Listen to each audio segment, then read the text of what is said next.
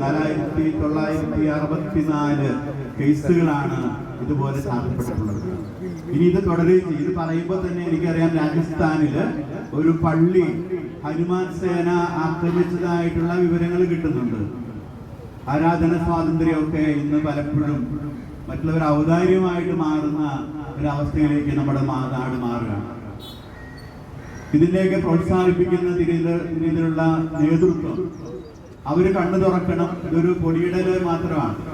ഈ T V തുറക്കുമ്പോൾ കാണുന്നത് ആരാണ് ജാമ്യത്തിന് വേണ്ടി ശ്രമിച്ചത് എന്നുള്ള അങ്ങനെയൊക്കെ വരുത്തിയെടുക്കാനുള്ള ശ്രമങ്ങൾ അവിടെ നടക്കുന്നുണ്ട്. പക്ഷെ നഷ്ടപ്പെടുന്നത് നമുക്കാണ്. അതുകൊണ്ട് ഇതൊരു അവസാന തുടക്കമാണ്. നമ്മുടെ നാട്ടില് ഒരു ഇന്ത്യൻ പൗര രീതിയിൽ ജീവിക്കാനുള്ള അവകാശം അത് നമുക്ക് വേണം. നമ്മള് വിദേശീയര് നമ്മുടെ ഈ നാടിന് ജനിച്ചു വളർന്നവരാണ്, ഈ ഭാരതത്തിന്റെ മക്കളാണെന്ന രീതിയിൽ നമ്മുടെ നാടിന് വേണ്ടി, അതിന്റെ അഖണ്ഡതയ്ക്ക് വേണ്ടി നിലകൊള്ളുന്ന ഉത്തരവാദിത്വമാണെന്നുള്ള തിരിച്ചറിവാണ് നമ്മളെ ഈ ഒരു പ്രക്ഷോഭത്തിന് പ്രേരിപ്പിച്ചിട്ടുള്ളത്. ഈ കേരളക്കര മുഴുവനും ലോകം മുഴുവനും ഇതിന് അലയടികൾ നടക്കുകയാണ്. എനിക്ക് തോന്നുന്ന പ്രതിഷേധമില്ലാത്ത ഒരൊറ്റ ഇടവക നമ്മുടെ രൂപത്തിൽ കാണും. എല്ലാ ഇടവകളിലും, കൊച്ചിടവ് പോലെ എല്ലാ ഇടവകളിലും ഇതിന് പ്രതിഷേധ അലകൾ നടക്കുകയാണ്. നാളെ രൂപത തലത്തില് ചാലക്കുടിയിൽ വെച്ച് വലിയൊരു പ്രതിഷേധം നമ്മൾ സംഘടിപ്പിച്ചിട്ടുണ്ട്. അത് നമ്മുടെ അവകാശം സ്ഥാപിക്കാൻ വേണ്ടിയിട്ടാണ്. അതുകൊണ്ട് പ്രിയമുള്ളവരെ, ഇന്ന് ഈ കത്തിലെ ഇടവകയുടെ നേതൃത്വത്തില് ബഹുമാനപ്പെട്ട കൊടുക്കുന്ന ഈ പ്രതിഷേധ യാത്ര അതിന് രൂപതയുടെ എല്ലാവിധ പിന്തുണയെ അറിയിക്കും. അബിയുടെ പിതാവ് തീർച്ചയായിട്ടും അഭിസംബോധന ഞാൻ വിചാരിക്കുന്നത് നമുക്ക് ഈ യാത്ര ഒരു തുടക്കമാണ്. നമ്മള് FIR മാറ്റിവെക്കുന്നത് വരെ ഇപ്പൊ ജാമ്യം കിട്ടിയിട്ടുള്ളൂ. നമുക്കറിയാം, അതിന്റെ പുറകില് ഇനി എത്രയേറെ കടമകൾ കടക്കാനുണ്ട്. ഇതൊക്കെ ഒരു പൊടിയിടൽ മാത്രമാണ്. അത് മാറ്റിവെക്കുന്നത് വരെ നമ്മൾ ഈ സമരം തുടരണം. അതുപോലെ തന്നെ നമുക്ക് നമ്മുടെ ഈ ഭാരതത്തില് ഒരു പൗരന്റെ രീതിയിൽ ജീവിക്കത്തക്ക അവകാശം സംരക്ഷിക്കപ്പെടുന്നവരെ തുടരണമെന്ന് അഭ്യർത്ഥിച്ചുകൊണ്ട് എല്ലാവരും അനുവാദത്തോടെ ഈ യാത്രയുടെ ആഘോഷിക്കുകയാണ്.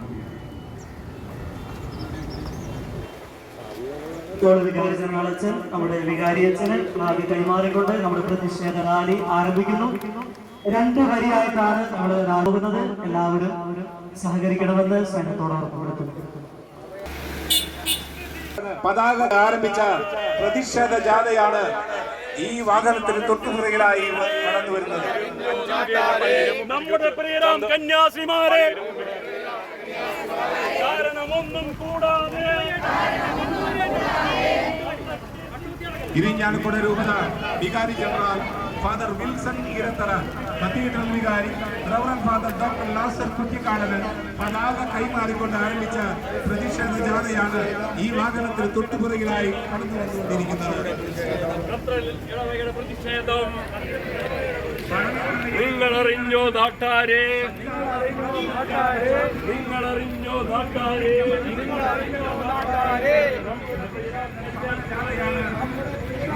നമ്മുടെ പ്രിയരാം കന്യാസ്ത്രീമാരെ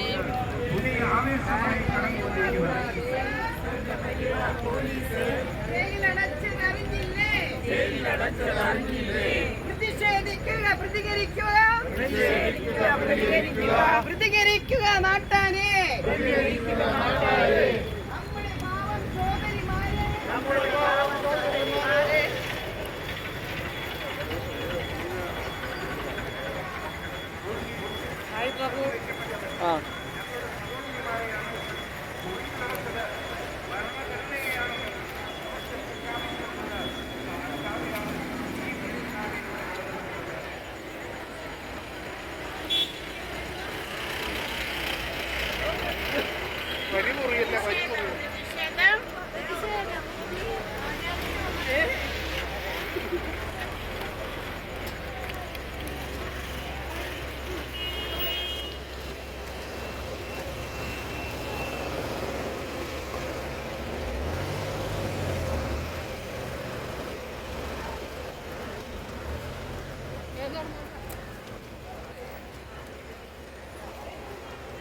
ഗ്യാപ്പിടില്ല, വേറെ നടക്ക്. പ്രതിഷേധം ക്രൈസ്തവ മക്കളുടെ പ്രതിഷേധം. അവിടെ വരി പൊറിഞ്ഞു പോയി അങ്ങോട്ട് കയറിപ്പോ.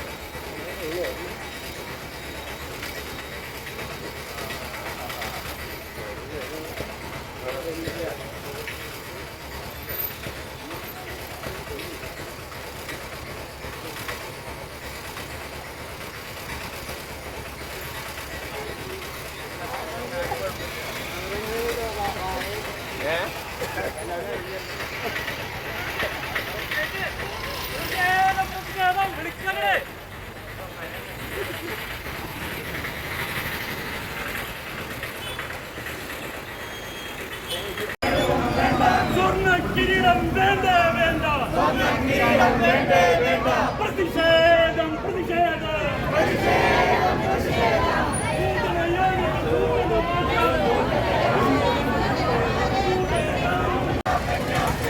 മുഴുകിലടച്ച പോലീസേ,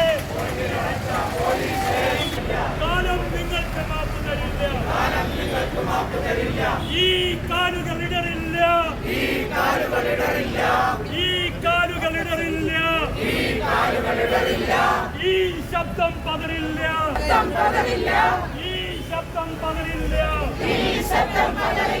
Malayali സന്യാസിമാരെ ആക്രമിച്ചതിൽ പ്രതിഷേധിച്ചുകൊണ്ട് Irinjalakuda saint Thomas cathedral ഇടവക സമൂഹം ഒന്നിച്ചണിനിരക്കുന്ന പ്രതിഷേധ റാലിയാണ് അഭിമന്യനായ ഇരിയാലക്കുട രൂപനാമത്താൻ അഭിമന്യ മാർപ്പോളി കണ്ണൂർക്കാരൻ പിതാവിന്റെ നേതൃത്വത്തില് ഇരിയാലക്കുട സെന്റ് തോമസ് കത്തീഡ്രൽ വികാരി ഡോക്ടർ നാസർ കുറ്റിക്കാടിന്റെ നേതൃത്വത്തില് കുടുംബസമ്മേളന കേന്ദ്ര സമിതി പ്രസിഡന്റ് ജോബി അക്കരക്കാരൻ, പ്രസിമാർ, കുടുംബസമ്മേളന ഭാരവാഹികൾ, സംഘടനാ ഭാരവാഹികൾ എന്നിവരുടെ നേതൃത്വത്തിൽ നടത്തുന്ന പ്രതിഷേധത്തിന്റെ അലകൾ ഉയർത്തുന്ന പ്രതിഷേധ റാലിയാണ് ഈ ടൗൺ ഹാൾ പരിസരത്ത് എത്തിച്ചേർന്നത്. 5:30 വികാരി ജനറൽ മോൺസിഞ്ഞോർ വിൽസൺ ഈരത്തറ അച്ഛൻ കത്തീഡ്രൽ വികാരിക്ക് ഡോക്ടർ നാസർ കുറ്റിക്കാടിന്റെ ജനപ്രധാന കൈമാറിക്കൊണ്ട് ഈ ടൗൺ ഹാൾ പരിസരത്ത് ഈ പ്രതിഷേധ പൊതുസമ്മേളനത്തിനായി എത്തിച്ചേർന്നിരിക്കുകയാണ്. പ്രിയപ്പെട്ടവരെ, നമ്മുടെ മിഷണറിയും വൈദികരും സന്യസ്തരും ഈ നാട്ടിൽ എന്താണ് ചെയ്യുന്നത് നമുക്കറിയാം. ആരോരുമില്ലാത്തവരെ, സമൂഹം പുറന്തള്ളിയവരെ, മാനസിക രോഗികളെ, കുഷ്ഠരോഗികളെ, എയ്ഡ്സ് രോഗികളെ, അതുപോലെ തന്നെ നിരാലംബരെ, പാർശ്വവൽക്കരിക്കപ്പെട്ട ജനതയെ ചേർത്ത് നിർത്തിക്കൊണ്ട് അവർ സമൂഹത്തിന്റെ മുഖ്യധാരയിലേക്ക് കൈപ്പിടിച്ചുയർത്തുന്ന നിരവധി അനവധി പ്രവർത്തനങ്ങളാണ് മിഷണറി വൈദികരും സിസ്റ്റർമാരും ചെയ്യുന്നത്. എങ്ങനെയാണ് ഒരു വൈദികനും ഒരു സിസ്റ്ററും രൂപപ്പെടുന്നത് നമുക്കറിയാം. ക്രൈസ്തവ സന്യാസത്തിന് വ്യക്തമായ നിബന്ധനകളും നിയമങ്ങളുമുണ്ട്, വരയ്ക്കപ്പെട്ട വരമ്പുകളുണ്ട്, നിർവചിക്കപ്പെട്ട ചിട്ടകളും ചട്ടങ്ങളും ഒക്കെയുള്ള ജീവിതാന്തസ്സുകളാണ് പൗരോഹിത്യവും സന്യാസവും. അല്ലാതെ പുസ്തകത്തിന്റെ പുസ്തകമല്ല. ഒറ്റ നിറത്തുണി വാരി വലിച്ചെടുത്താലും സന്യാസ വസ്ത്രമാകില്ല. നാളുകളോളം നോക്കുന്ന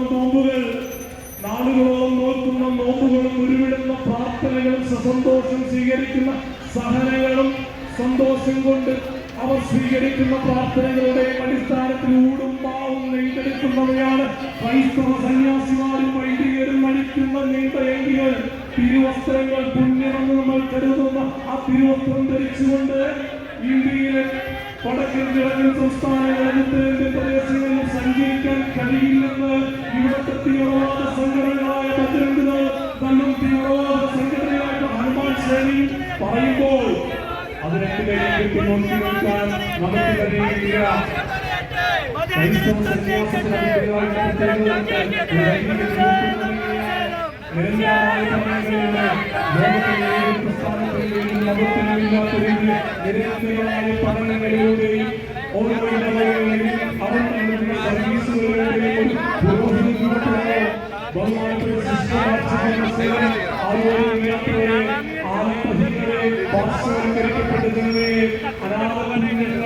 അവരെ കുളിപ്പിച്ച് അവർക്ക് ചോറ് വാരിക്കൊടുത്ത് അവരുടെ മലമൂത്ര വിസർജനങ്ങൾ മാറ്റിക്കൊണ്ട് അവരെ സമൂഹത്തിന്റെ മുഖ്യധാരയിലേക്ക് കൈപിടിച്ചുയർത്തുന്ന രീതിയിലുള്ള പ്രവർത്തനങ്ങളാണ് ക്രൈസ്തവ മിഷണറിമാർ ചെയ്യുന്നത്.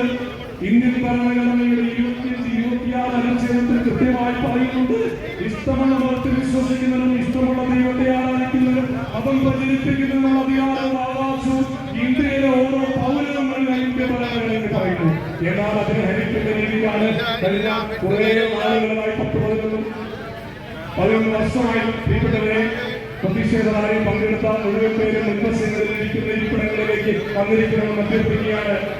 അവിടെ ഇടവകയിൽ വന്നിട്ടുള്ള മുഴുവൻ പേരും വെള്ളം കുടിച്ചുകൊണ്ട് വെള്ളത്തിന് കുപ്പിയുമായിട്ട് കുടുംബത്തിലേക്കുള്ള കസേരകൾ വന്നിരിക്കണമെന്ന് അഭ്യർത്ഥിക്കുകയാണ്. ബഹുമാനപ്പെട്ട ശിഷ്യന്മാരും എല്ലാവരും നിർദ്ദേശത്തിലേക്ക് കടന്നിരിക്കണം. അങ്ങനെ പേടിപ്പിച്ചൊന്നും കത്തോലിക്ക സഭയെ പിന്മാറ്റാമെന്ന് കരുതണ്ട. റോമാ സാമ്രാജ്യത്തിലെ മണുത്തരികൾ എടുത്ത് പരിശോധിക്കുക. ചോരയുടെ ഗ്രന്ഥമാണ്. രാഷ്ട്രം എന്നുള്ളതിന്റെ അടിസ്ഥാനത്തിലാണ് ഇന്ന് ഇന്ത്യ രാജ്യത്തിന്റെ യശസ് തകർന്നുകൊണ്ടിരിക്കുകയാണ്.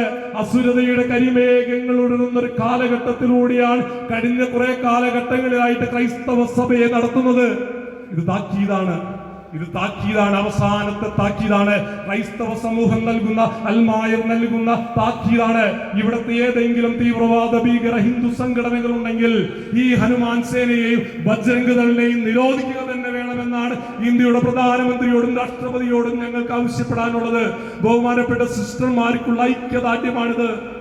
നമ്മളുടെ കേരളത്തിലെ ഇളവൂർ സ്വദേശിയായിട്ടുള്ള സിസ്റ്റർ പ്രീതി മേരിയെയും തലശ്ശേരിയിലെ ഉദയഗിരി ഇടവകാംഗമായിട്ടുള്ള സിസ്റ്റർ വന്ദന ഫ്രാൻസിസിനെയും അകാരണമായി ആൾക്കൂട്ട വിചാരണ ചെയ്ത് തുറുങ്കിലടച്ച് 7 ദിവസങ്ങൾ പിന്നിട്ട് ഇന്നാണ് അവർക്ക് ജാമ്യം ലഭിച്ചത്.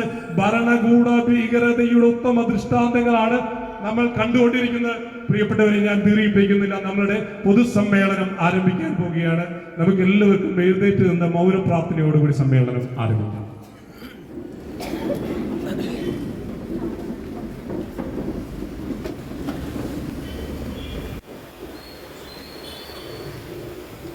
സ്വാഗതം ആശംസിക്കുന്നതിനായിട്ട്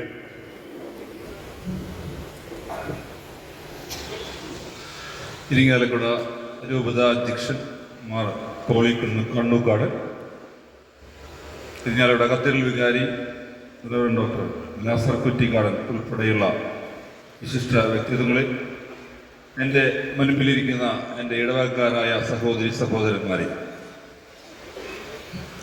ആർഷഭാരതം നമ്മളെ പഠിപ്പിക്കുന്ന 3 സൂക്തങ്ങളുണ്ട്. നമ്മൾ തലമുറകളായി കേട്ട് പഠിച്ച 3 സൂക്തങ്ങളുണ്ട്. അസതോമ സദ്ഗമയ, തമസോമ ജ്യോതിർഗമയ, മൃത്യോമ അമൃതം ഗമയ. അസത്യത്തിൽ നിന്ന് സത്യത്തിലേക്ക്, ഇരുട്ടിൽ നിന്ന് പ്രകാശത്തിലേക്ക്, മർത്യതയിൽ നിന്ന് അമർത്യതയിലേക്ക്. നമ്മുടെ രാഷ്ട്രം സ്വാതന്ത്ര്യം കിട്ടി വീണ്ടും കുറെ വർഷങ്ങൾ കഴിഞ്ഞ് പുരോഗമിക്കുമ്പോൾ ഈ സൂക്തങ്ങളെല്ലാം വലിച്ചെറിഞ്ഞ് കളഞ്ഞു നമ്മുടെ ഭരണ നേതാക്കൾ എന്ന് നമ്മൾ ചിന്തിക്കേണ്ടിയിരിക്കുന്നു.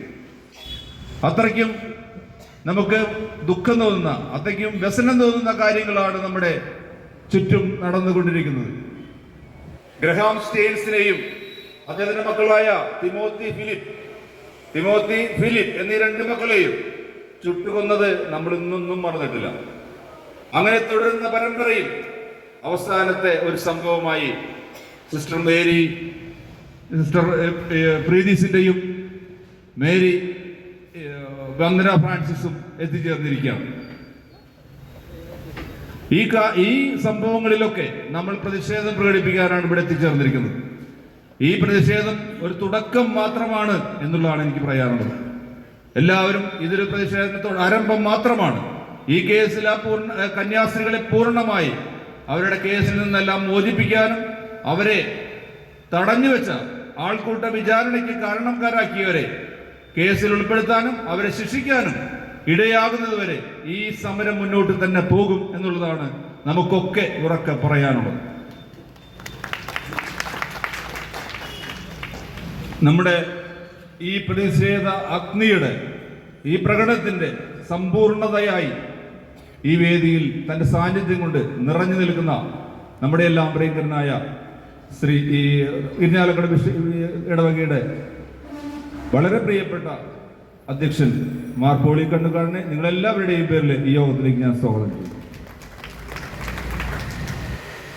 നമ്മുടെ രൂപതയുടെ വികാരി ജനറൽ വിൽസൺ ഇരുത്തറച്ചരെ, അദ്ദേഹമാണ് നമ്മുടെ ഈ പ്രകടനം ഫ്ലാഗ് ഓഫ് ചെയ്തത്.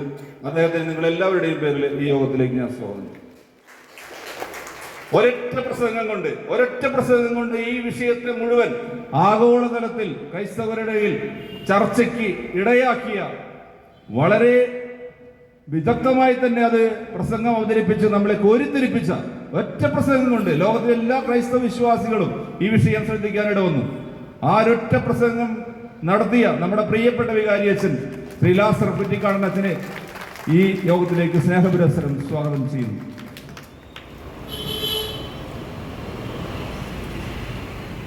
ഈ വേദിയിലിരിക്കുന്ന സിസ്റ്റർ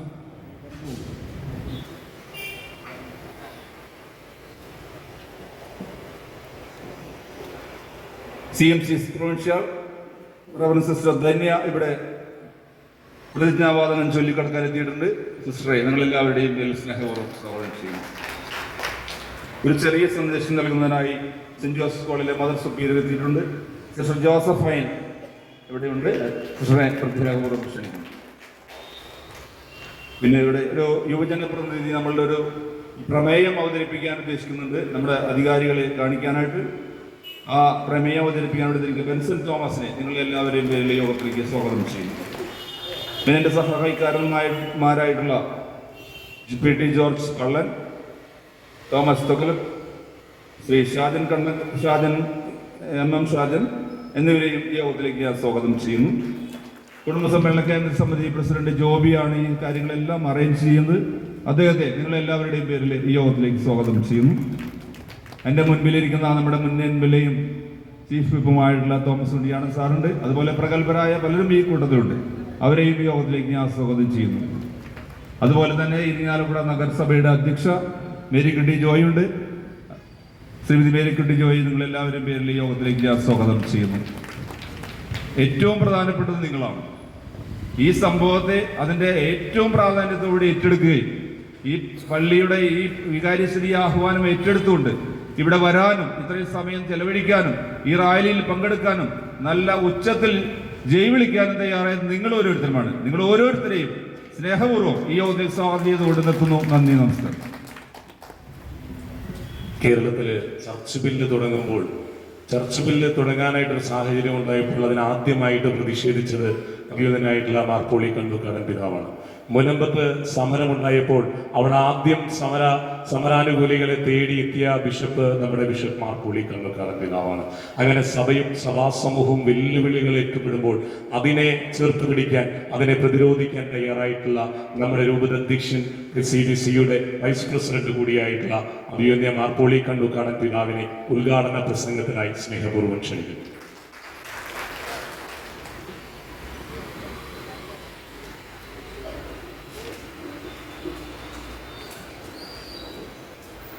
ഇന്നത്തെ ഈ സമ്മേളനത്തിൽ നമ്മുടെ പകരവയ്ക്കുന്ന രൂപതയുടെ വികാരി ജനറൽ ബഹുമാനപ്പെട്ട വിൻസൻ ഇരത്തറച്ച, നമ്മുടെ കത്തീഡ്രൽ പള്ളിയുടെ ബഹുമാന്യനായിട്ടുള്ള വികാരി സ്നേഹബഹുമാനപ്പെട്ട ലാസർ കുറ്റിക്കാടനച്ച, CMC സമർപ്പിത സമൂഹത്തിൻ്റെ provincial superior sister Dhanya, saint Joseph കോൺവെന്റിന്റെ മദർ സുപ്പീരിയർ സിസ്റ്റർ ജോസഫിൻ, എല്ലാവരെയും സ്വാഗതം ചെയ്ത trustee Shri Sabu George, cathedral ഇടവകയുടെ കേന്ദ്ര സമിതി president Shri Joby Akkarakkaran, Shri advocate Thomas Unniyadan, നമ്മുടെ municipal chairperson Shrimati Marykutty Joy, വേദിയിൽ സദസ്യമിരിക്കുന്ന മറ്റ് വിശിഷ്ട അതിഥികളെ, പ്രിയമുള്ള വൈദിക സുഹൃത്തുക്കളെ, പ്രിയമുള്ള സിസ്റ്റേഴ്സ്, സ്നേഹമുള്ള ഇടവകാംഗങ്ങളും നാട്ടുകാരുമായിട്ടുള്ള പ്രിയപ്പെട്ടവരെ,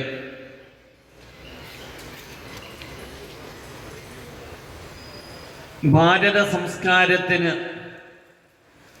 ഹൃദയത്തിലേറ്റ മുറിവാണ് നിർധനരായിട്ടുള്ള വ്യക്തികൾക്ക് വേണ്ടി, പാർശ്വവൽക്കരിക്കപ്പെട്ടവർക്ക് വേണ്ടി ജീവിതം വ്യയം ചെയ്ത് ശുശ്രൂഷകൾ നടത്തിക്കൊണ്ടിരുന്ന സിസ്റ്റർ വന്ദനയെയും സിസ്റ്റർ പ്രീതിയെയും യാതൊരു കാരണവും കൂടാതെ ഛത്തീസ്ഗഡിലെ ദുർഗ റെയിൽവേ സ്റ്റേഷനിൽ വെച്ച് പരസ്യ വിചാരണ നടത്തി അറസ്റ്റ് ചെയ്തു എന്നുള്ളത് ഒരു ഭാരത സംസ്കാരത്തില് ഒരിക്കലും കേട്ടുകേൾവിയില്ലാത്ത ഇത്തരം സംഭവങ്ങളുടെ ലക്ഷ്യം വളരെ വേദനാജനകമായിട്ടുള്ള, ഇന്ന് ഈ രണ്ട് സിസ്റ്റേഴ്സും ജാമ്യം നൽകിയപ്പോൾ കോടതി പറഞ്ഞൊരു കാര്യമുണ്ട്. ജാമ്യം നൽകാൻ കാരണം ഇവര് മനുഷ്യക്കടത്ത് നടത്തി എന്നുള്ളതിന് യാതൊരു തെളിവുമില്ല. ഇവര് നിർബന്ധിത മതപരിവർത്തനം നടത്തി എന്നുള്ളതിന് യാതൊരു തെളിവുമില്ല. പിന്നെ എന്തിനാണ് പോലീസ്, ഛത്തീസ്ഗഡിലെ സംസ്ഥാന പോലീസ് ഇവരെ അറസ്റ്റ് ചെയ്തത്? പിന്നെ എന്തിനാണ് കേന്ദ്ര ഗവൺമെന്റിന്റെ TTA ബജ്രംഗ് ദളിനെയും സംഘപരിവാറിനെയും പരസ്യ വിചാരണയ്ക്ക് വേണ്ടി റെയിൽവേ സ്റ്റേഷനിലേക്ക് വിളിച്ചു വരുത്തിയത്? ഒരു TTA കേന്ദ്ര സർക്കാരിന്റെ ഉദ്യോഗസ്ഥനാണ്, റെയിൽവേ ഡിപ്പാർട്ട്മെന്റിന്റെ ഉദ്യോഗസ്ഥനാണ്. റെയിൽവേ ഡിപ്പാർട്ട്മെന്റിന്റെ ഉദ്യോഗസ്ഥനായിട്ടുള്ള ഒരു TTA ഒരു വ്യക്തിയെ കുറിച്ച് സംശയം തോന്നിയാൽ വർഗീയവാദികളായിട്ടുള്ള സംഘപരിവാറിനെയും അതുപോലെ തന്നെ മതരാഷ്ട്രീയ സംഘടനയിൽപ്പെട്ട ബജ്രംഗിനെയും വിളിച്ചു വരുത്തിയിട്ടാണോ സംശയങ്ങൾ തീർക്കുന്നത്?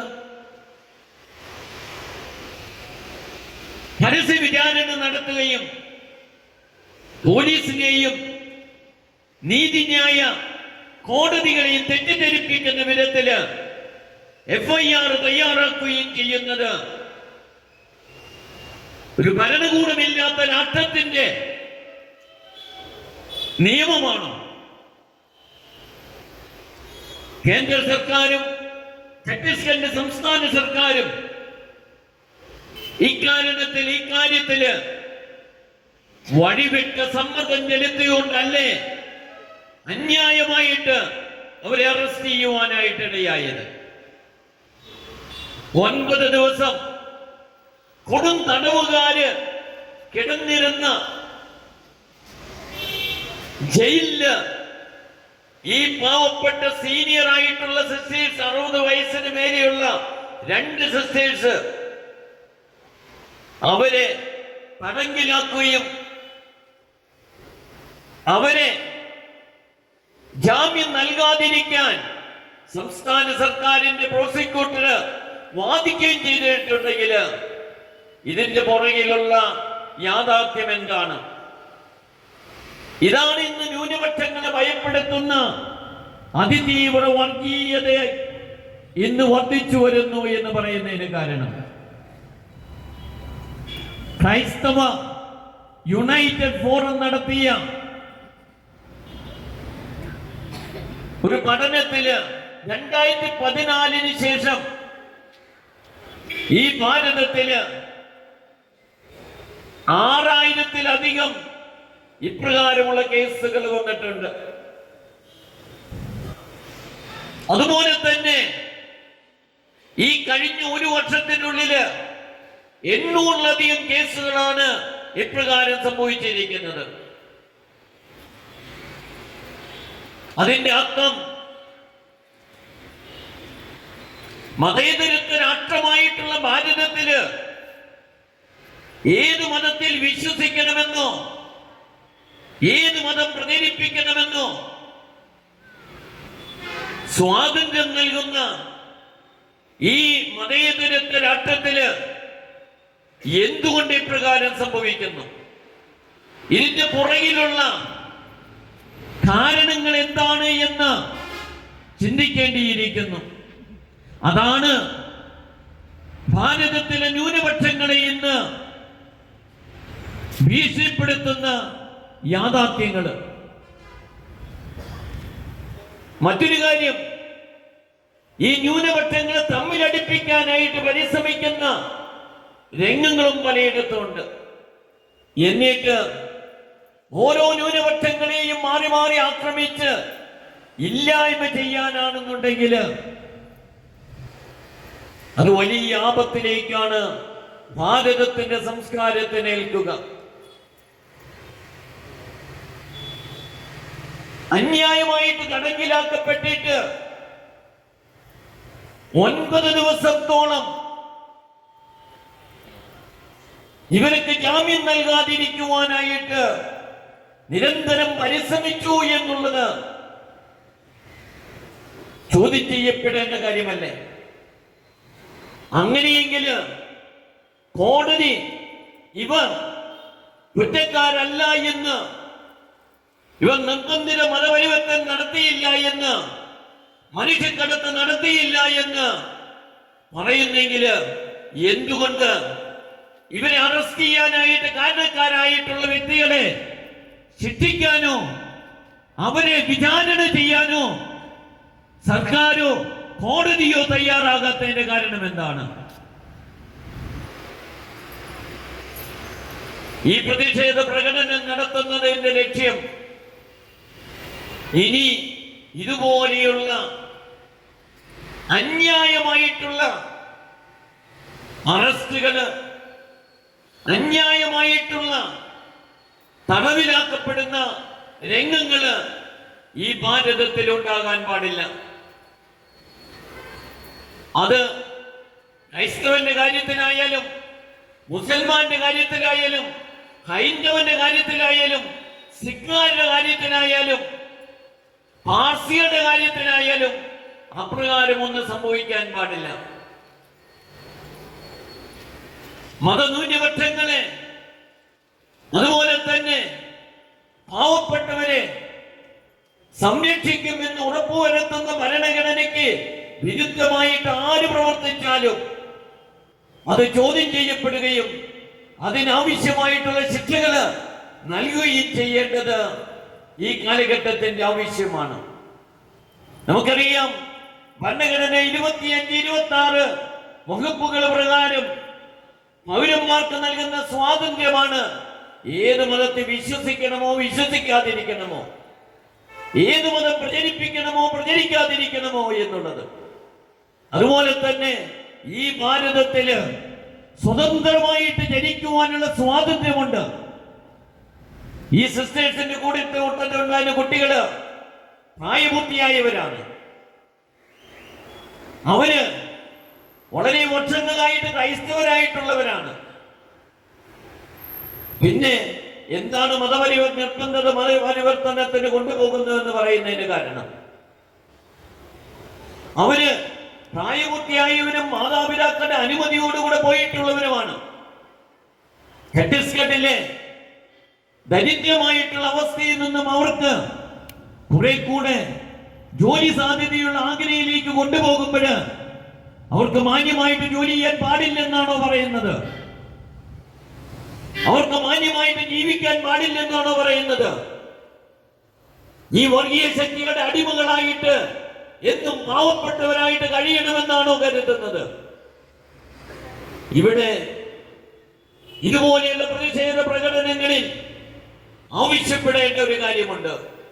അത് മറ്റൊന്നുമല്ല, മത രാഷ്ട്രീയ വർഗീയ ശക്തികള് അതേത് സംഘടനകളായാണെങ്കിലും അത് തീർത്തും ഇല്ലാതാക്കാനായിട്ട് കേന്ദ്ര സംസ്ഥാന സർക്കാരുകള് മുൻപോട്ട് വരണം. ഇതുപോലെ തന്നെ കൺവേർഷൻ ബില്ല് എന്ന് പറഞ്ഞ്, മതപരിവർത്തന ബില്ല് എന്ന് പറഞ്ഞ് മതസ്വാതന്ത്ര്യത്തിന് ഇല്ലാതാക്കുന്ന അവസ്ഥാവിശേഷങ്ങള് ഇന്ന് പല സംസ്ഥാനങ്ങളിലും മാറി മാറി വന്നുകൊണ്ടിരിക്കുന്നുണ്ട്. അത് മതേതരത്വത്തിന് അനുകൂലമായിട്ടുള്ള സംഗതിയല്ല എന്ന് നമുക്കറിയാം.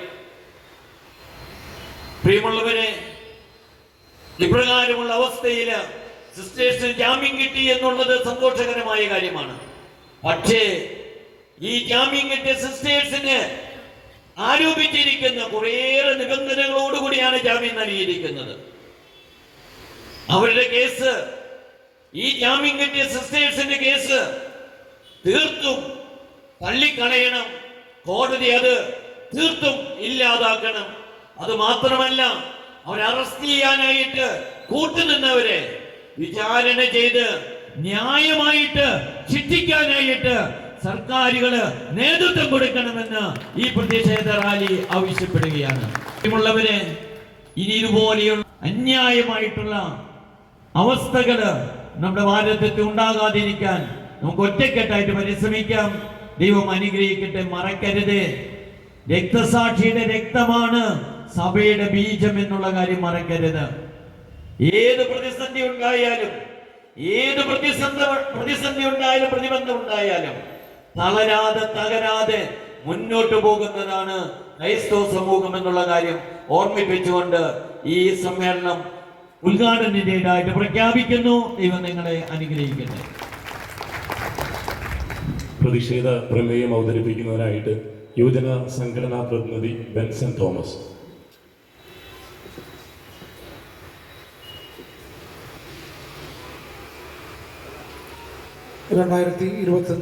August 2 Irinjalakuda Saint Thomas cathedral ഇടവക വിശ്വാസികൾ നടത്തുന്ന പ്രതിഷേധ റാലിയുടെ സമാപന സമ്മേളനത്തിൽ അവതരിപ്പിക്കുന്ന പ്രമേയം ഛത്തീസ്ഗഡ് സംസ്ഥാനത്തെ ദുർഗ് റെയിൽവേ സ്റ്റേഷനിൽ കന്യാസ്ത്രീകളായ പ്രീതി മേരി, വന്ദന ഫ്രാൻസിസ് എന്നിവരെ ആൾക്കൂട്ട വിചാരണ ചെയ്യുകയും നിയമവിരുദ്ധമായ നടപടികളിലൂടെ ജയിലിലടയ്ക്കുകയും ചെയ്ത നടപടികളിൽ സെയിന്റ് തോമസ് കത്തീഡ്രൽ ഇടവക വിശ്വാസികൾ പ്രതിഷേധിക്കുന്നു.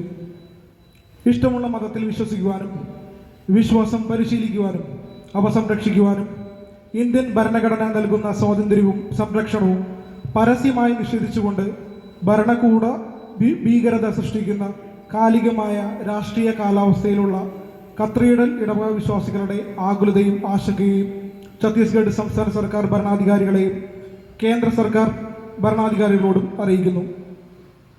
ക്രിസ്തുമതത്തിൽ വിശ്വസിച്ചുകൊണ്ടും ക്രൈസ്തവ മൂല്യങ്ങൾ മുറുകെ പിടിച്ചുകൊണ്ടും ഈ ഭാരത മണ്ണിൽ ജീവിക്കുവാൻ ഓരോ ഭാരത പൗരനും ഉള്ള അവകാശം ഭാരതത്തിൻ്റെ ഭരണാധികാരികൾ ഓരോ ക്രിസ്ത്യാനിക്കും ഉറപ്പുതരണമെന്ന് ഞങ്ങൾ ആവശ്യപ്പെടുന്നു. ബഹുമാനപ്പെട്ട കന്യാസ്ത്രീകളെ ആൾക്കൂട്ട വിചാരണയ്ക്ക് ഇടയാക്കിയവരെയും അവരെ നിയമവിരുദ്ധമായി ജയിലിൽ അടയ്ക്കാൻ നടപടികൾ എടുത്തവരെയും മാതൃകാപരമായി ശിക്ഷിക്കുവാൻ കേന്ദ്ര സർക്കാരും ഛത്തീസ്ഗഡ് സർക്കാരും തയ്യാറാകണമെന്ന് ഇന്ന് ഈ പ്രതിഷേധ റാലിയിൽ പങ്കെടുത്ത സെയിന്റ് തോമസ് കത്തീഡ്രൽ ഇടവക വിശ്വാസികളും അവതാരകൻ, യുവജന പ്രതിനിധി, അനുവാദകൻ ഫാദർ ലാസർ കുറ്റിക്കാടൻ വികാരി, സെയിന്റ് തോമസ് കത്തീഡ്രൽ ഇരിങ്ങാലക്കുട.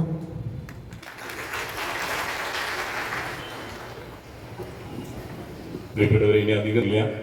നമ്മൾ ദീപപ്രോജ്വലനമാണ് അടുത്തതായിട്ട്. അഭിമന്യ പിതാവ് നമ്മുടെ വികാരിയച്ഛന് ദീപം പകർന്നു നൽകും.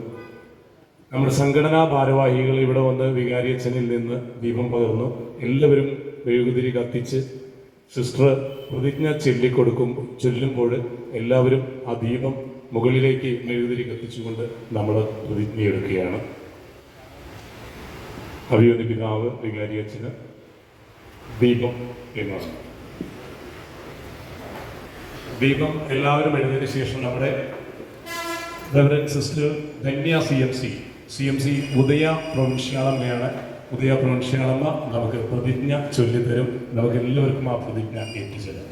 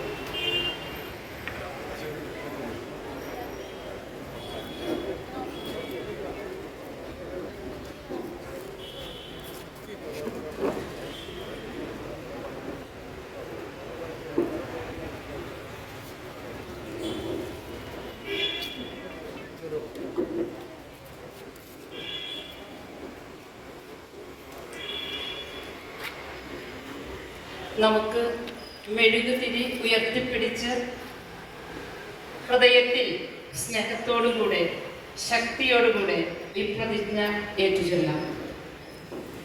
നമ്മൾ മഹത്തായ ഇന്ത്യയിലെ ജനങ്ങൾ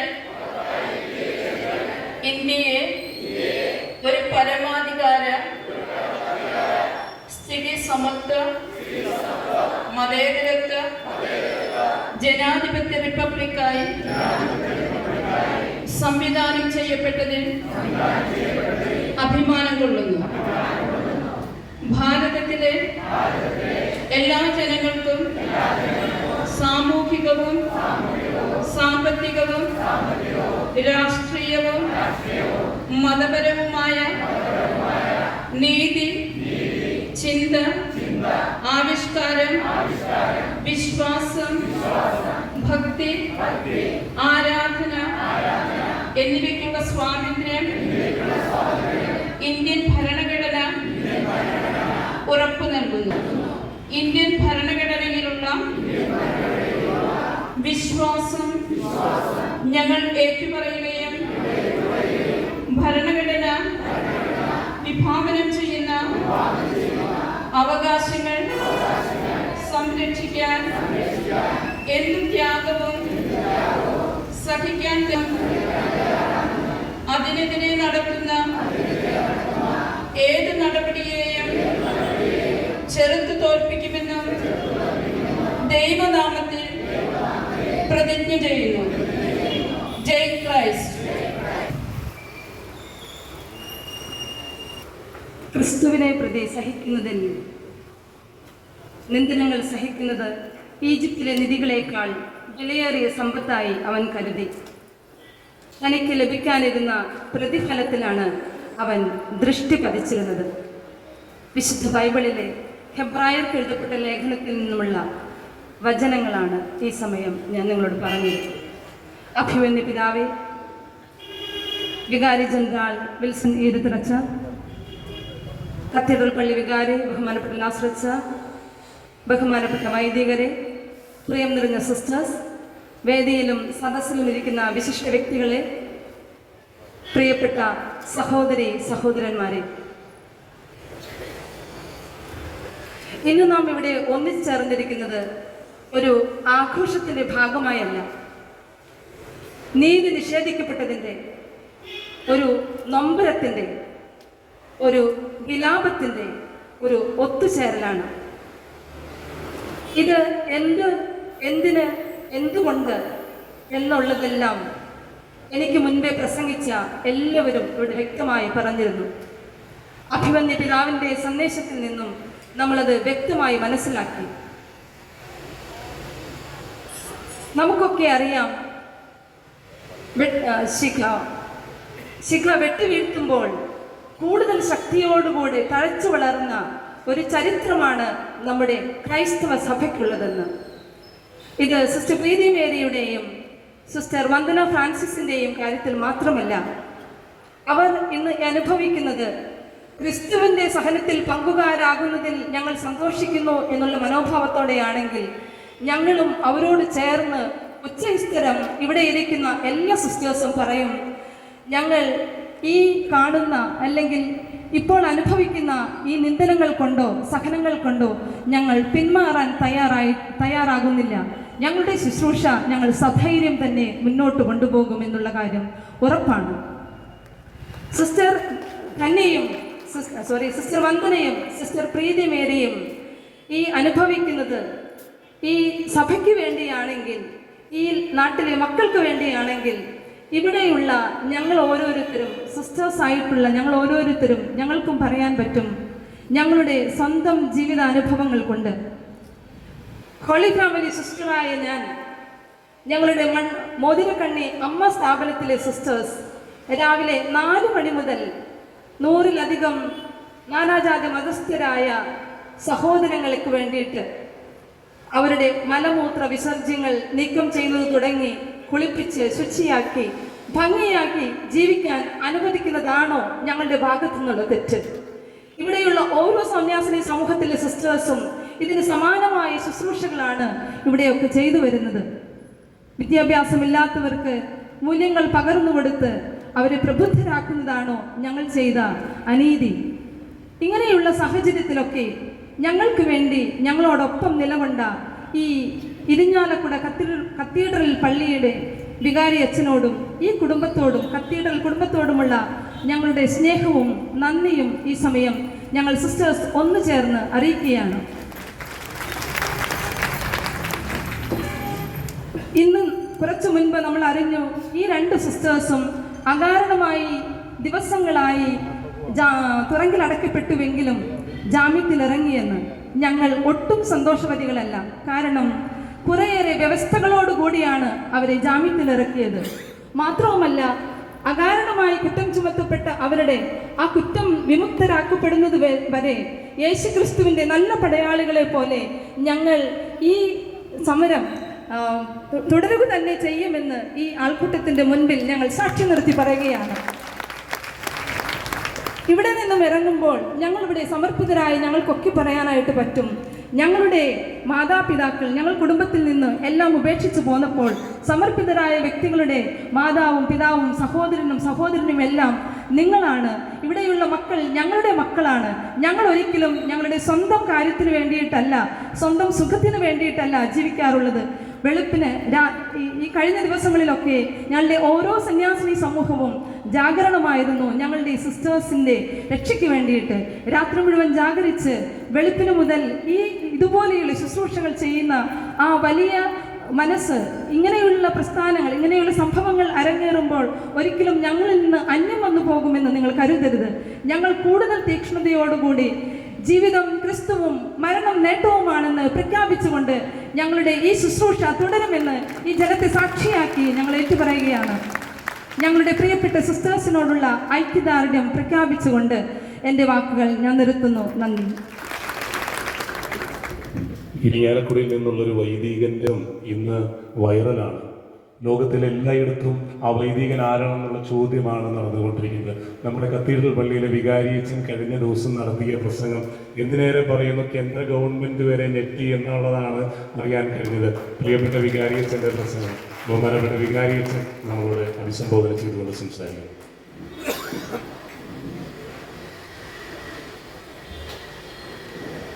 അഭിവന്യ പിതാവേ, ബഹുമാനപ്പെട്ട ജനറലച്ച, sister Dhanya, sister Josephine David, കൈക്കാരന്മാരെ, കേന്ദ്രസമിതി പ്രസിഡന്റ്, എനിക്ക് ഏറ്റവും സ്നേഹം നിറഞ്ഞ ഇടവക ജനതയെ, ഇരിഞ്ഞാലക്കുട ദേശവാസികളെ, ഇവിടെ ഇനി വലിയ പ്രസംഗം ഒന്നും നടക്കുന്നില്ല.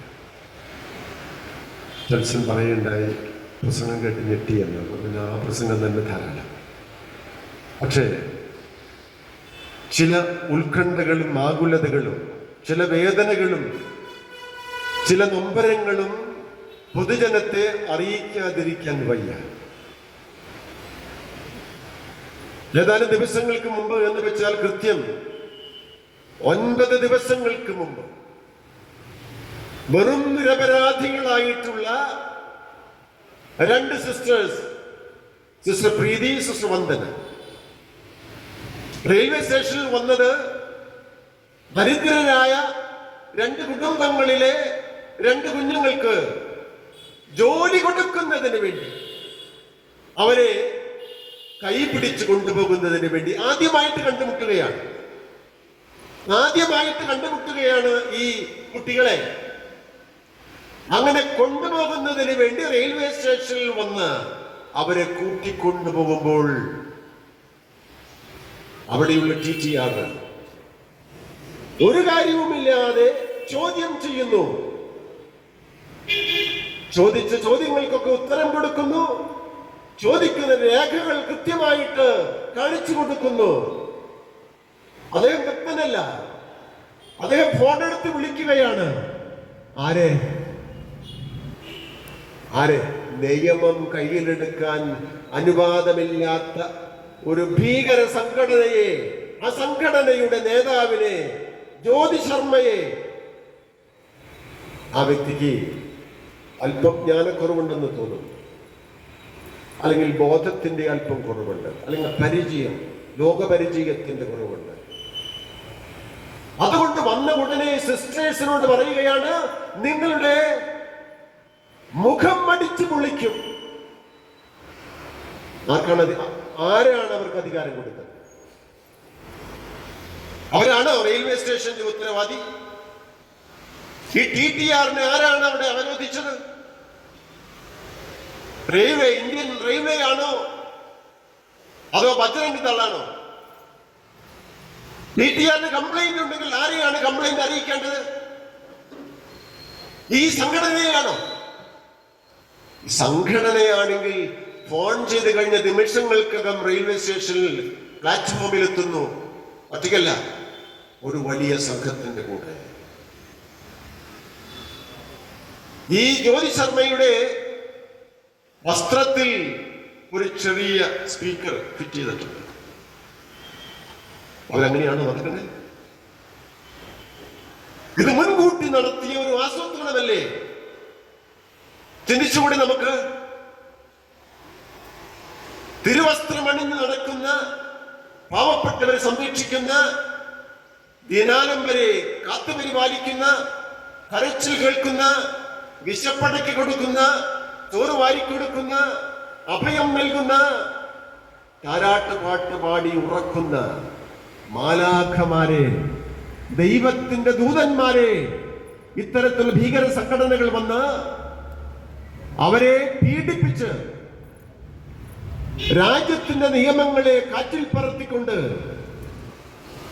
ഒരു പൗരന് അനുവദിക്കപ്പെട്ടുള്ള സഞ്ചാര സ്വാതന്ത്ര്യത്തെ വിലക്കിക്കൊണ്ട് ഭീഷണിപ്പെടുത്തി പോലീസിനെ അറസ്റ്റ് ചെയ്യാനായിട്ട് നിർബന്ധിക്കുകയാണ്. ആരാണവർ? അവരാരാണ്? ഇവിടെ നിയമവാഴ്ചയില്ലേ? ഇവിടെ നീതിയില്ലേ? ഇതാണ് നമ്മുടെ നൊമ്പരത്തിന്റെ കാരണം. വേറെ ഒന്നുമില്ല.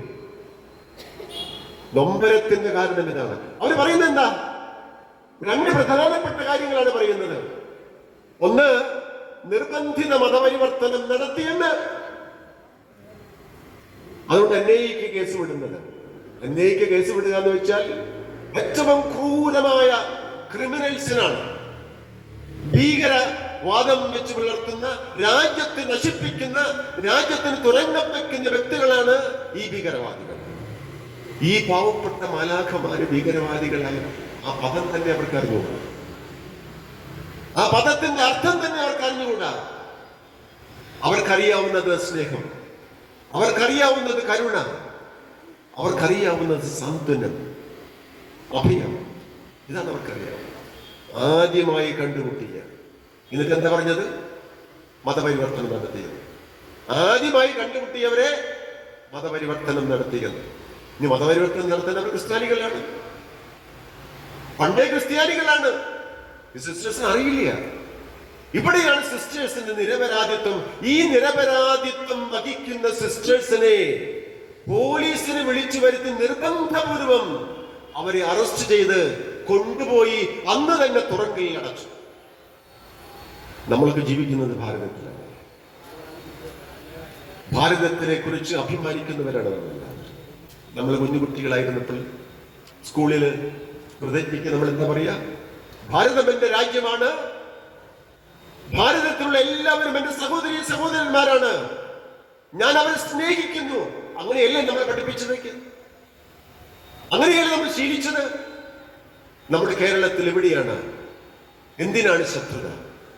എവിടെയാണുള്ളത് വിദ്വേഷം, വൈരാഗ്യം? ഇല്ലല്ലോ. പിന്നെ ഛത്തീസ്ഗഡിൽ മാത്രം, ഉത്തർപ്രദേശിൽ മാത്രം, ഒറീസയിൽ മാത്രം, അല്ലെങ്കിൽ തമിഴ്നാട്ടിൽ മാത്രം എന്ന് പറഞ്ഞുകൊണ്ട് നമുക്ക് ഒഴിയാൻ പറ്റില്ല. ഇതെല്ലാം തന്നെ ഭാരതത്തിൽ നടക്കുന്ന കാര്യമാണ്. ഞാൻ ചുരുക്കി പറയുകയാണ്, ഈ സിസ്റ്റേഴ്സ് ആരെയാണ് മതപരിവർത്തനത്തിന് നിർബന്ധിച്ചത്? ഇവിടെയാണ് പറയുന്നത്, ഇവിടെയാണ് നമ്മൾ മനസ്സിലാക്കേണ്ടത്. ഇത് അന്യായമായ കാരണമായി നിർബന്ധപൂർവം ക്രൈസ്തവ വിശ്വാസത്തെയും ക്രൈസ്തവ വിശ്വാസം നയിക്കുന്ന സിസ്റ്റേഴ്സിനെയും അച്ഛന്മാരെയും പുറങ്കിൽ അടയ്ക്കുക എന്ന ഒറ്റ ലക്ഷ്യത്തോടുകൂടി നടക്കുന്ന ഭീകര സംഘടനയുടെ പ്രവർത്തനമാണ്, ആസൂത്രിതമായ പ്രവർത്തനമാണിതെന്ന് അതുകൊണ്ടല്ലേ ഇന്ന് ജാമ്യം കിട്ടിയപ്പോൾ കോടതി പറഞ്ഞത് സംശയാസ്പദമായത് കൊണ്ട് അവരെ വിടുകയാണ് ജാമ്യത്തിന്. കോടതിക്ക് തന്നെ ബോധ്യമായി കാരണങ്ങളൊന്നുമില്ല, കാര്യമൊന്നുമില്ല. അതുകൊണ്ട് നമ്മൾ മനസ്സിലാക്കേണ്ട ഒരു സംഗതി, പബ്ലിക് മനസ്സിലാക്കേണ്ട സംഗതി, കേരളീയർ മനസ്സിലാക്കേണ്ട സംഗതി എന്ത്? ഈ മതപരിവർത്തനം എന്ന് പറയുന്നത് ക്രൈസ്തവർ ഒരു കാരണവശാലും നിർബന്ധപൂർവം ചെയ്യുകയില്ല എന്നുള്ളതിന് സാക്ഷ്യം നമുക്ക് ധാരാളം എടുത്തു പറയാനായിട്ടുണ്ട്. ഈ ഛത്തീസ്ഗഡിലെ മുഖ്യമന്ത്രി എവിടെയാ പഠിച്ചതെന്നറിയാം? ജെസ്യൂട്ട് തുടങ്ങിയ 1947 തുടങ്ങിയ ഒരു ഹൈസ്കൂളുണ്ട്. ആ ഹൈസ്കൂളിലെ ആദിവാസി കുട്ടികൾക്ക് വേണ്ടി തുടങ്ങിയ സ്ഥാപിതമായ സ്കൂള് ഛത്തീസ്ഗഡ് മുഖ്യമന്ത്രിയായ വിഷ്ണു ദേവ് സായ് പഠനം നടത്തിയത് ജെസ്യൂട്ട് അച്ഛന്മാരുടെ സ്കൂളിലാണ്. അന്ന് ഫ്രീ ആയിട്ടാണ് പഠിച്ചത്. ആദിവാസി എന്നുള്ള ബാലൻ എന്നുള്ള നിലയിൽ അദ്ദേഹം ഇന്ന് ഛത്തീസ്ഗഡിന്റെ മുഖ്യമന്ത്രിയാണ്. ഈ മുഖ്യമന്ത്രിക്ക് പറയാൻ സാധിക്കുമോ അദ്ദേഹത്തെ ഇവർ മതപരിവർത്തനം നടത്തിയെന്ന്? ഈ മുഖ്യമന്ത്രിക്ക് നിഷേധിക്കാനാകുമോ ഞാൻ സ്വീകരിച്ചത് ക്രൈസ്തവ സംസ്കാരമല്ല, ക്രൈസ്തവ പുരോഹിതന്മാരോ സിസ്റ്റേഴ്സോ അല്ല എന്നെ പഠിപ്പിച്ചതെന്ന്?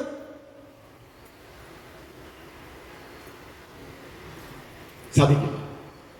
അവിടെ കൊണ്ട് തീരുന്നില്ല. നമ്മുടെ ഇന്നത്തെ കേരളത്തിലെ നേതാക്കന്മാരായിരിക്കുന്ന LK അദ്വാനി പഠിച്ചത് saint Patrick high school Karachi, JP Nanda saint Xavier's school Patna, US കോവിൽ Goyal Don Bosco high school Matunga, Nirmala Sitharaman പഠിച്ചത് sacred heart convent Anglo Indian school. എന്തിന്? നമ്മുടെ തൃശ്ശൂർ MP സുരേഷ് ഗോപി പഠിച്ചത് infant Jesus Anglo Indian school in Kollam തുടങ്ങിയ നിരവധി BJP നേതാക്കൾ പഠിച്ചത് ക്രൈസ്തവ സ്കൂളിലും കോളേജുകളിലുമാണ്. അവരെ ആരെങ്കിലും മതപരിവർത്തനം നടത്തിയോ? എന്തിന്? നമ്മുടെ ഇരിഞ്ഞാലക്കുടയില് 2 കോളേജുകളുണ്ട്, Christ college, saint Joseph's college. ആയിരക്കണക്കിന് വിദ്യാർത്ഥിനികൾ പഠിച്ചു പോയ ഈ കോളേജില് ഏത് വിദ്യാർത്ഥിയെയാണ് അച്ഛന്മാരും സിസ്റ്റേഴ്സും മതപരിവർത്തനം നടത്തിയത്? ഇവിടെയുള്ള സ്കൂളുകളുണ്ട്, LFS സ്കൂളുണ്ട്, സെന്റ് മേരീസ് സ്കൂളുണ്ട്. ഇതിൽ ഏത് സ്കൂളിലാണ് മതപരിവർത്തനം നടത്തിയത്? ആലോചിച്ചു നോക്കുക. പബ്ലിക്, പൊതുജനം കണ്ണു തുറന്നു നോക്കുക. ഈ സ്ഥാപനങ്ങൾ ഇരിഞ്ഞാലക്കുടയിൽ ഇല്ലായിരുന്നുവെങ്കിൽ ഇരിഞ്ഞാലക്കുടയുടെ അവസ്ഥ എന്താകുമായിരുന്നു? ക്രൈസ്തവ വിശ്വാസികളായിട്ടുള്ള ക്രിസ്ത്യാനികള് അവർക്ക് വേണ്ടിയല്ല ജീവിക്കുന്നത്, പൊതുജനത്തിന് വേണ്ടി, ദേശത്തിന് വേണ്ടി, നാടിന് വേണ്ടിയിട്ടാണ് ജീവിക്കുന്നത്. എന്തുമാത്രം നന്മകളാണ് ഈ ക്രൈസ്തവ സമൂഹം ചെയ്തു കൂട്ടുന്നത്. അവർക്ക് വരെ പണിയൊന്നുമില്ല. അവർക്ക് വഞ്ചിക്കാൻ അറിയാത്തതുകൊണ്ട്, ദ്വേഷിക്കാൻ അറിയാത്തതുകൊണ്ട്, പരദൂഷണം പറയാൻ അറിയാത്തതുകൊണ്ട്. ഞാൻ അഭിമാനത്തോടു കൂടി പറയും, ഇരിഞ്ഞാലക്കുട കത്തീഡ്രലിലെ ക്രിസ്ത്യാനികള്, ഇവിടെ വസിക്കുന്നവര്, അവർക്ക് ലഭിച്ചവരെ വിയർപ്പിന്റെ ഭാഗം മാറ്റിവെച്ചിട്ട് 1.5 കോടിയിലധികം രൂപ ആതുര സേവനത്തിന്, മരുന്ന് വാങ്ങുന്നതിന്, ഭവനം പണിത് കൊടുക്കുന്നതിന്, കിഡ്നി ഡയാലിസിസ് നടത്തുന്നതിന് ഈ ഒരു വർഷം ചെലവിട്ടിട്ടുണ്ട്. അത് ക്രിസ്ത്യാനികൾക്കല്ല. കിഡ്നി ഡയാലിസിസ് നടത്തുന്നതില് 2 ക്രിസ്ത്യാനികളേ ഉള്ളൂ. ബാക്കി 30 അടുത്ത് വരുന്ന കിഡ്നി പേഷ്യൻസ് മുഴുവനും അക്രൈസ്തവരാണ് ലക്ഷങ്ങൾ പങ്കുവെച്ചു കൊടുക്കുന്നത്. എന്നിട്ട് ആരെയാണ് മതപരിവർത്തനം നടത്തിയത്?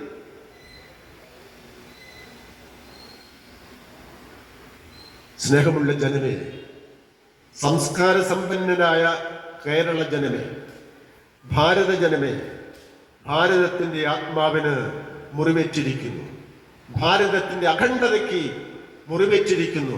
ഇവിടെ നമ്മൾ ഉണരണം, ജനമുണരണം. ഞാൻ നന്ദി പറയുകയാണ്. ഇപ്പോൾ സിസ്റ്റേഴ്സിന് ജാമ്യം കിട്ടി. വളരെ നല്ല കാര്യം. അതിനുവേണ്ടി പരിശ്രമിച്ച നമ്മുടെ കേരളത്തിലെ MP-മാര് അഭിനന്ദിക്കുന്നു. അത് കക്ഷി രാഷ്ട്രീയ ഭേദമന്യേ ഇടതെന്നോ വലുതെന്നോ BJP എന്നോ ഒന്നുമില്ലാതെ തീർച്ചയായിട്ടും ചെല്ലേണ്ടടുത്ത് ചെന്ന് പറയേണ്ടടുത്ത് പറഞ്ഞ് ഈ നിമിഷം വരെയും നമ്മുടെ കേരള ജനത മുഴുവനും തന്നെ ഒറ്റക്കെട്ടായി നിന്നു എന്നുള്ളതിൽ എനിക്ക് വലിയ അഭിമാനമുണ്ട്. ഇത് തന്നെ വേണം നമ്മൾ തുടരാൻ. ഇതാണ് നമ്മുടെ പരസ്നേഹം, ഇതാണ് നമ്മുടെ ഈശ്വര സേവ എന്ന് പറയുന്നത്. അല്ലാതെ വിദ്വേഷവും വൈരാഗ്യവും പാവപ്പെട്ട സിസ്റ്റേഴ്സിനെ അടിമകളാക്കാനും പരിഹസിക്കാനും അധിക്ഷേപിക്കാനും ഉള്ളതല്ല നമ്മുടെ ജീവിതം. ഞാൻ ദീർഘിപ്പിക്കുന്നില്ല. അടുത്തൊരു പോയിന്റ് അവർ പറഞ്ഞത് 2 വാക്കിൽ നിർത്താം. അടുത്തൊരു പോയിന്റ് പറഞ്ഞെന്താണ്? ഹ്യൂമൻ ട്രാഫിക്കിംഗ് എന്ന് വെച്ചാൽ മനുഷ്യക്കടത്ത്. ഈ മനുഷ്യക്കടത്ത് ഇവർ ചെയ്തത് ജോലിക്ക് വേണ്ടി കൊണ്ടുപോയത് മനുഷ്യക്കടത്തായിട്ട് അവരെ അറസ്റ്റ് ചെയ്ത് കൊണ്ടുപോയെങ്കിൽ കേരളത്തില് ഇവിടെയുള്ള കൺസ്ട്രക്ഷൻ ഫീൽഡില് എത്ര മനുഷ്യരുണ്ടാകും ഇവിടെ നാട്ടിൽ ജീവിക്കുന്നവര്? ബംഗാളിൽ നിന്നും ഉത്തർപ്രദേശിൽ നിന്നും മറ്റു ദേശങ്ങളിൽ നിന്നും ഇവിടെ വന്ന് ജോലി ചെയ്യുന്ന ലക്ഷക്കണക്കിന് ആളുകളെ മനുഷ്യക്കടത്തല്ല നടത്തിയത്. അതിന്റെ ആരും ചോദിക്കാത്തത്, അതിന്റെ ആരും പറയാത്തത്? ഈ പാവപ്പെട്ട സിസ്റ്റേഴ്സ് 2 പേരെ കൊണ്ടുപോയി അവരെ പഠിപ്പിച്ച് അവരെ കുടുംബത്തെ രക്ഷിക്കാമെന്ന് വിചാരിച്ചത് മനുഷ്യക്കടത്ത്. ഇതൊന്നും മനുഷ്യക്കടത്തല്ല. പ്രിയമുള്ളവരെ, ചുരുക്കുന്നു. ആയതിനാൽ ഞാൻ പറയും, അകാരണമായി ശിക്ഷിക്കപ്പെട്ട ഈ സിസ്റ്റേഴ്സിന് ജാമ്യം കൊടുത്തത് കൊണ്ട് തൃപ്തരല്ല. അവരുടെ പേരിൽ ചാർത്തിയിട്ടുള്ള എല്ലാ കേസുകളും FIR അടക്കം ക്യാഷ് ചെയ്ത് തള്ളി അവരെ സ്വതന്ത്രമാക്കണമെന്ന് ഉറക്കെ പ്രഖ്യാപിക്കുകയാണ്. ഇത് ആത്മാവിന്, ഇത് നീതിയുടെ രോദനമാണ്. ഇതിനപ്പുറത്ത് വേറെ രോദനങ്ങളില്ല. മാത്രമല്ല, ഈ നിരപരാധികളായിട്ടുള്ള സിസ്റ്റേഴ്സിനെ കോടതിയിൽ തുറങ്കിൽ അടയ്ക്കാൻ പ്രേരിപ്പിച്ച ആരൊക്കെയാണോ അവരെയൊക്കെ ശിക്ഷിക്കണം.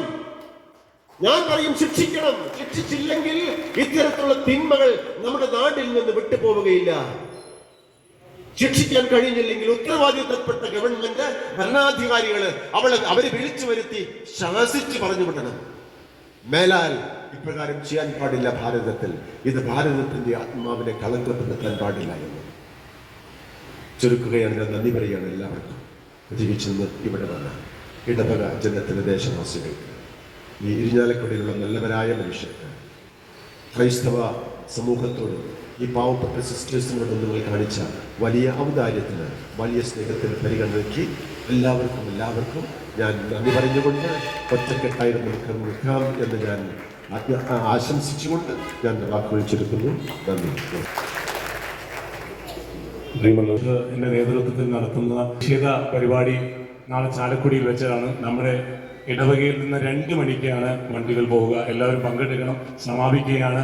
നന്ദി അറിയിക്കുന്നതിനായിട്ട് കഴിഞ്ഞ 2 ദിവസം കൊണ്ടാണ് ഇത്തരമൊരു പ്രതിഷേധ സമ്മേളനം സംഘടിപ്പിച്ചത്.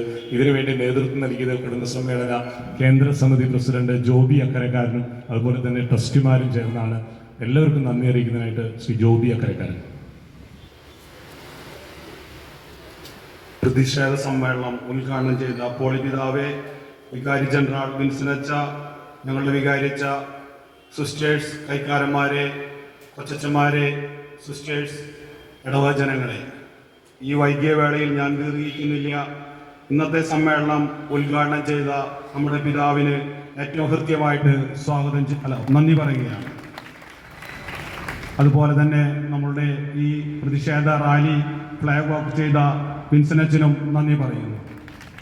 നമ്മുടെ ഇടവകയെ 2 വർഷക്കാലമായി ആത്മീയമായി നയിക്കുന്ന ഫാദർ ലാസർ കുറ്റിക്കാടനച്ചനും നന്ദി പറയുന്നു.